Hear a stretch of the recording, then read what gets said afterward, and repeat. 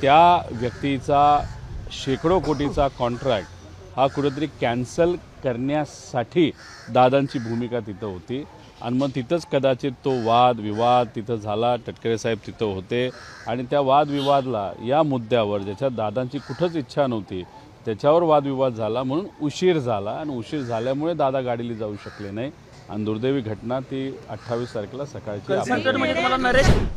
माझं एवढंच मत आहे की दादा जर 27 तारखेला गाडीला गेले असते, पुण्याला पोचले असते आणि दुसऱ्या दिवशी गाडीला बारामतीला गेले असते, तर मग हे जी काही घटना दुर्दैवी घटना घडली ती घडली नसते।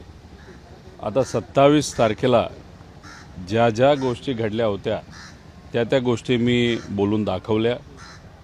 उशीर झाला बैठकीला, त्यानंतर एक कुठला तरी फोन आला, तो कोणाचा आला आता लोकांना कळलेलं आहे।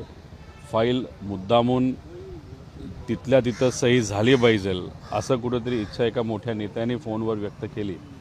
दादानी ती सही केली आणि त्यानंतर 7:13ला विमानाचं बुकिंग झालं। जर दादांचा प्लॅन आधीच विमानाला जायचा असला असता तर दुपारीच विमानाचं बुकिंग झालं असतं, नाहीतर 26 तारखेला संध्याकाळी झालं असतं। त्यामुळे जी काही क्रमवारी आहे ज्याच्यामुळे दादांना उशीर झाला ते फक्त मी बोलून दाखवलं, बाकी मी कोणावरही प्रश्नचिन्ह तिथं केलेलं नाही।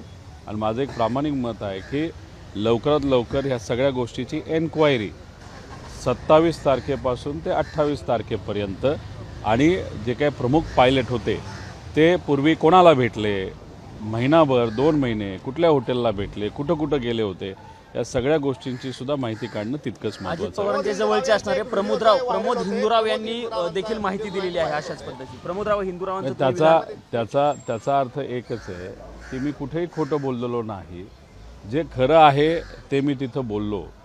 जसं की 27 तारखेला तटकरे साहेब स्वतः म्हणतात की मी तिथं आलो, उशीरपर्यंत थांबलो।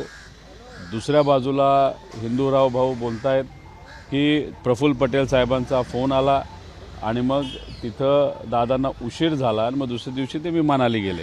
त्याचा अर्थ 3 पैकी 2 गोष्टी जर खऱ्या असतील तर तिसरी गोष्ट पण तितकीच खरी आहे की एका पॉलिटिकल कन्सल्टंटच्या बाबतीतली चर्चा तिथं झाली।